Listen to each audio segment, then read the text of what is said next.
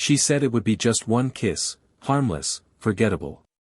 But the way her lips lingered told a different story, one neither of us could walk away from. It was early autumn when I stepped through that familiar doorway again, the house where I'd spent half my teenage weekends, playing video games with Daniel and raiding his mom's kitchen for late-night snacks. Except now, years had passed. I was 24, Daniel had moved out for work, and the house felt quieter, almost too neat, like it had been waiting for something to happen. The smell of cinnamon tea greeted me first, warm, faintly sweet, and oddly comforting. The polished wooden floors still creaked in the same spots, the framed photos still lined the hallway, but what stopped me wasn't the nostalgia. It was her. She stepped into the light from the kitchen, wiping her hands on a soft gray towel. She hadn't changed in the way I expected. If anything, she seemed fuller, more assured, as if time had only softened the edges and added something steadier underneath. Her hair, a deep chestnut now swept back casually, framed a face that carried its years with a kind of grace that didn't need explaining. She smiled when she saw me, not a wide, practiced smile, but one that started small and deepened as if she was genuinely surprised. "You've grown," she said softly, her voice carrying that same calm warmth I remembered. Then, with the faintest tilt of her head, "Tea? Or coffee?" I followed her to the kitchen, noticing the small, domestic details, a bowl of pears on the counter, a cardigan draped over the chair, the quiet hum of the kettle heating up. She handed me a cup of tea, her fingers brushing mine in that simple, almost accidental way. And yet, it wasn't quite accidental, was it? Or maybe I was imagining it. We talked, at first about the obvious, Daniel's job, my work, the way autumn seemed to arrive too suddenly this year. But underneath, there was a layer of something else.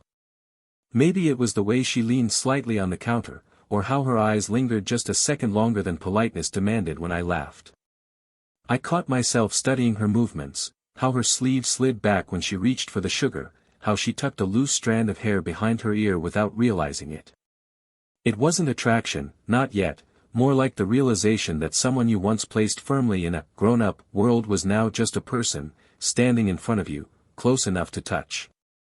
For a moment, the conversation paused. The kettle clicked off, a small, domestic sound that seemed to echo louder than it should have.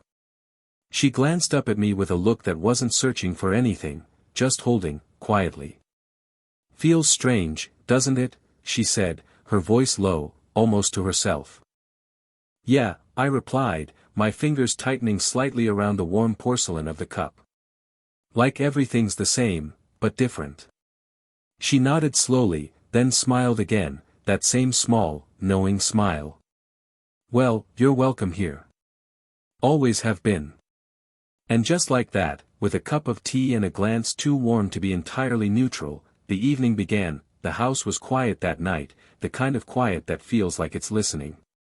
Daniel had gone to bed early, a long day at work, he said, leaving just the faint hum of the fridge and the low murmur of some old jazz record playing in the living room. I lingered on the couch, half watching the glow of a muted television screen, when she returned with a folded blanket draped over her arm. Her steps were unhurried, bare feet soft against the rug. She placed the blanket on the backrest beside me and, with a small, almost self-conscious sigh, settled into the chair opposite. "Can't sleep?" I asked, my voice naturally low in the hush of that hour. She smiled faintly, her fingers toying with the edge of the blanket. "It's not that. I just, like the quiet sometimes. The house feels different at night." There was a pause, not awkward, just, open. She glanced at the half-empty cup of tea on the table between us, then back at me. "And you? It's been years since you've been here, hasn't it?" I nodded. "Feels longer, honestly. Everything's familiar, but," I gestured vaguely to the room, the dim lamplight stretching across the wooden floor. "It feels like a different place now." She leaned back in her chair, pulling the cardigan tighter around her. In the soft light, I noticed the way the lines at the corner of her eyes deepened when she smiled, not tired lines, just the kind life leaves behind. I guess that's what time does, she murmured. Things change even when you're not looking. Her voice carried something heavier than the words. I tilted my head. You mean with Daniel? She hesitated, a flicker of something in her eyes, a little too quick to catch fully. With everything. The house feels emptier now. Not lonely, exactly. Just, she let out a quiet breath, quiet. For a moment, neither of us said anything. The music filled the space between, a soft saxophone melody curling through the room. I found myself leaning forward slightly, elbows resting on my knees. Do you ever get used to it? Her eyes met mine then, steady but unreadable. You learn to live with it, she said softly. Doesn't mean you stop noticing the silence. Something shifted then, not in her posture, not in mine, but in the way the night seemed to draw its curtain a little closer around us. She reached for the cup, fingers brushing against mine where it rested near the saucer. Just a touch, cool, brief, but it left a trace behind, like the echo of a word that hadn't been spoken yet. I should sleep, she said after a moment, standing slowly. Her cardigan slipped off one shoulder, and she caught it with a small laugh. Long day tomorrow. I nodded, though I wasn't tired at all. Good night, she said, pausing at the doorway. Her silhouette framed by the warm lamplight looked both familiar and strangely new. Good night, I replied, my voice softer than I intended. When she disappeared down the hall, the room felt different. Not quieter, just charged, somehow, with the kind of silence that waits. The rain started in that gentle, indecisive way, a fine drizzle clinging to the edges of the afternoon, dimming the light that filtered through the living room curtains. I was halfway through a book I wasn't really reading when I heard her call from the porch. Would you mind giving me a hand? I set the book aside and stepped out. She was standing in the driveway, one arm cradling a paper grocery bag, the other struggling with her keys and the umbrella that kept flipping backward in the wind. Here, let me. I jogged down the steps, the cool rain finding the back of my neck. I took the heavier bags from her, the ones with clinking jars and a stubborn loaf of bread trying to slip free, and she exhaled a relieved laugh. Thank you. I always forget how quickly this weather turns. The driveway smelled of wet asphalt and fallen leaves. A curl of damp hair clung to her cheek, and without thinking, she brushed it aside with the back of her wrist. We started back toward the porch, both of us reaching for the umbrella handle at the same time.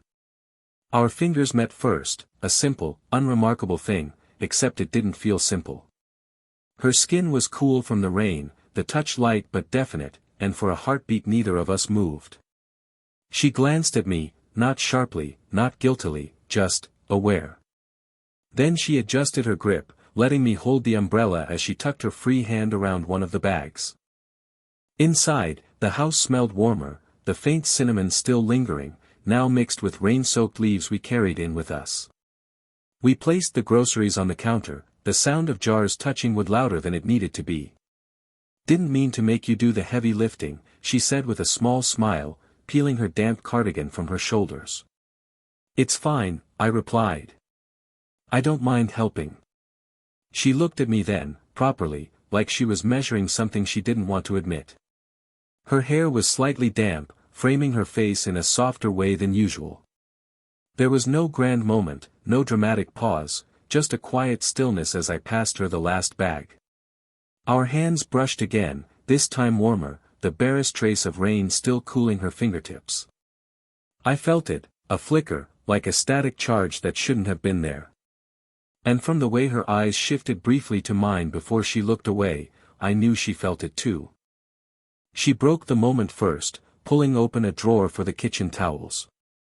Would you like some tea? She asked, her voice steady but quieter.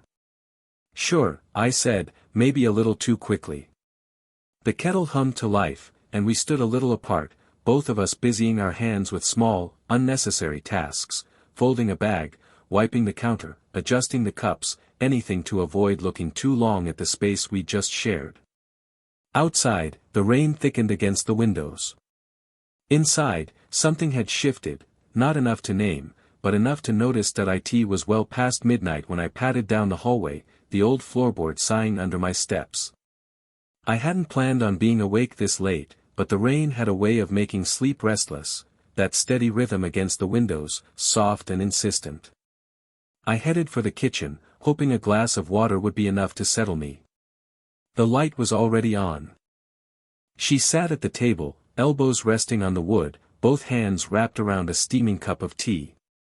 Her hair was loose, falling over her shoulders in a way I hadn't seen before, softer, less deliberate, like the version of herself she didn't show during the day. Couldn't sleep either? I asked quietly, so my voice wouldn't startle her. She looked up, a hint of surprise in her eyes before it faded into a tired smile. Not tonight, she said. Some nights the house feels too still. I filled a glass from the sink, the cold water clinking softly. Do you mind if I join you? She shook her head, gesturing to the chair across from her. It's your house too for now, she said lightly, though her eyes held something more serious beneath the words. The rain whispered against the kitchen windows as I sat. For a while we didn't talk. There was no need to. The silence wasn't awkward, it was the kind that made you aware of the hum of the refrigerator, the faint scent of chamomile drifting from her cup, the way her fingers tightened slightly around the porcelain as if it kept her steady. Eventually, she spoke. It's strange, you know. When the house was full. I used to wish for nights like this. Quiet. Uninterrupted. She let out a soft breath, almost a laugh. Now I have them, and they feel a little hollow. I watched her carefully, the way her eyes stayed on the cup instead of me. Do you feel lonely here? I asked. She didn't answer right away. Her thumb traced the rim of the cup, slow, thoughtful. Sometimes, she admitted finally. Daniel's grown, he has his own world now. And that's how it should be. But there are days when this house feels like it's only pretending to be alive. The words hung between us, fragile as steam. I reached across the table, my hand resting gently on hers, not pressing, just enough to let her feel I was there. Her skin was warm, the pulse beneath her wrist a quiet, steady rhythm. She glanced up, her eyes meeting mine with a kind of startled softness, as if she hadn't expected me to bridge the distance. You shouldn't, she began, but didn't finish the sentence. Sometimes, I said, my voice barely above the rain, people just need someone to sit with them when the house feels empty. She didn't pull her hand away. For a long moment, neither of us moved. Then she let out a slow breath, one that sounded like it had been waiting all evening. Thank you, she whispered. The rain had eased by the time night settled in, leaving the world outside glistening under a pale, steady moon. The porch smelled of damp wood and wet leaves, and the air had that cool edge only early autumn carries. I had stepped out for some air, to clear the quiet confusion that had been building these past few days. I didn't expect her to follow. Her footsteps were soft against the floorboards as she joined me, a shawl wrapped around her shoulders, her hair still slightly tousled from the long day. She stood beside me, not quite close enough to touch, but close enough that I could feel the faint warmth of her presence. Can't sleep again? I asked, keeping my voice low so it wouldn't carry inside. She shook her head, her eyes on the moonlit yard. No. Thought I'd get some air. You've made it a habit, haven't you? I gave a small, quiet laugh. Seems like we both have. For a while, we didn't speak. The night was full of quiet sounds, the distant hum of traffic, the faint drip of water from the eaves, the soft rustle of a tree in the breeze. Then, without looking at me, she said, I don't want to make a mistake. Something in her voice, low, steady, but lined with something like ache, made me turn toward her. Her fingers were fidgeting with the edge of the shawl, pulling it tighter around her. A mistake? I asked gently. She met my eyes then, and for the first time, there was no guarded distance in them. I'm not blind, she whispered. I feel it, whatever this is. But it can't become complicated. Her words were firm, but the way she said them wasn't. It sounded more like she was trying to convince herself. I didn't answer right away. I just watched her, the way the moonlight caught the side of her face, softening the lines there. Then tell me, I said quietly, what do you want this to be? She hesitated, her lips parting as though the answer might hurt either way. Then she exhaled and whispered, one kiss. Nothing more. It should have sounded final. A line drawn neatly between what was allowed and what wasn't. But the way she said it, a tremor of restraint in her breath, felt anything but simple. She stepped closer, her hands light on my shoulders. For a moment, I didn't move, didn't dare.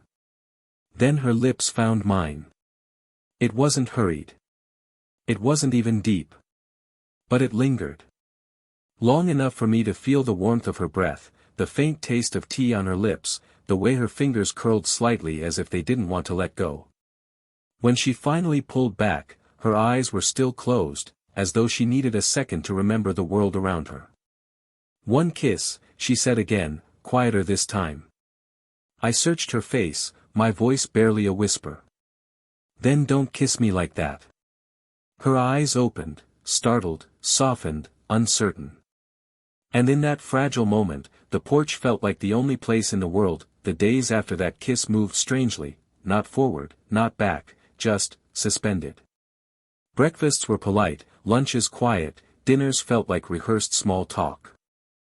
Daniel had no idea anything had happened, and we both acted as if that night on the porch had been a passing slip of judgment, an accidental brush of closeness that would vanish if ignored. But it didn't vanish. She kept herself busy, tidying a house that was already neat, watering plants that didn't need it, answering messages on her phone without really reading them.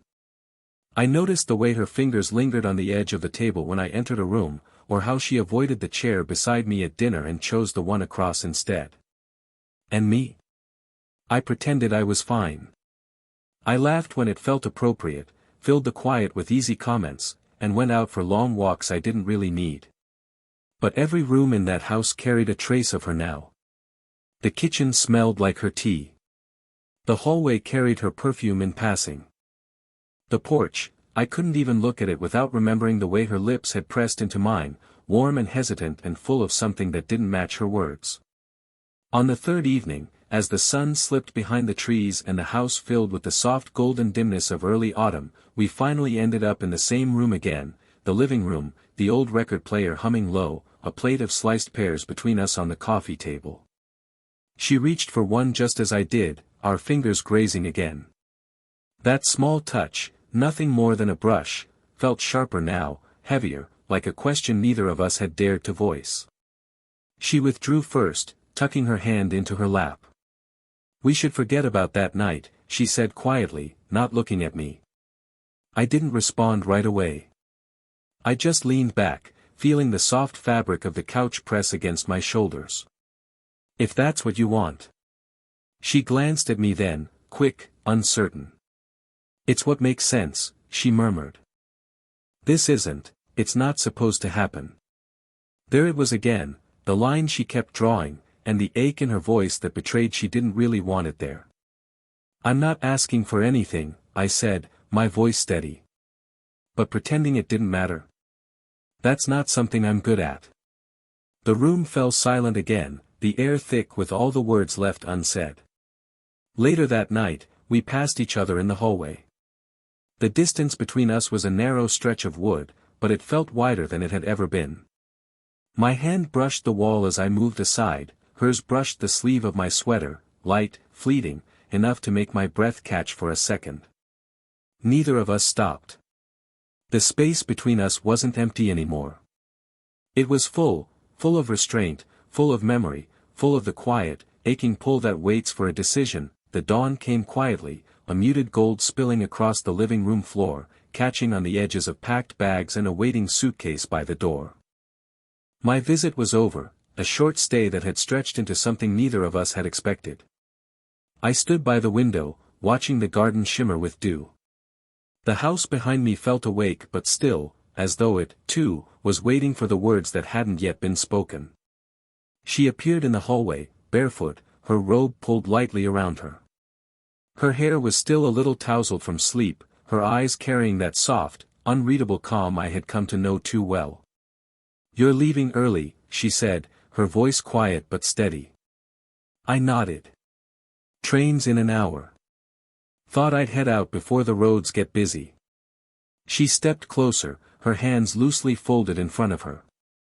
For a moment, it felt like the space between us was that same fragile stretch it had been all week, full of hesitation, full of everything that had happened and everything we'd pretended hadn't. "I wasn't sure if you'd want to say goodbye," she said finally. I gave a faint smile. I didn't want to leave without it. There was a pause, long enough for the kettle in the kitchen to click off, long enough for a bird outside to cut the quiet with a single, sharp note. Then she reached out, fingers brushing my sleeve before they settled gently at my arm. "About that night," she began, then stopped herself. Her lips pressed together, as though the words she had rehearsed no longer made sense in the morning light. "I know," I said softly. "You don't have to explain." Her eyes lifted to mine, searching, maybe even hoping for a reason not to draw that line again. "It's not that I regret it," she whispered. "It's just. I don't know what it's supposed to be." I let out a slow breath, the kind that carries more than it says. "Then let it just be what it was. A moment that meant something. That's enough for me." She smiled, a real one this time, faint but warm, and before I could step back, she closed the space between us. Her arms slipped around my waist, her cheek resting lightly against my chest. I felt her heartbeat then, steady, quiet, human. Neither of us spoke. The hug lasted only a few seconds, but it held all the words we couldn't find. When she pulled back, her hands lingered at my sides. "Stay in touch," she said. "Not a request. Not a promise. Something in between." I nodded, lifting the handle of my suitcase. "I will." As I stepped out onto the porch, the morning air was cool, still carrying the dampness of the rain from nights before. I glanced back once. She was standing in the doorway, hair caught in the light, a figure framed by the place where everything had quietly shifted. And for the first time in a long time, I left somewhere feeling like something had just begun, not ended.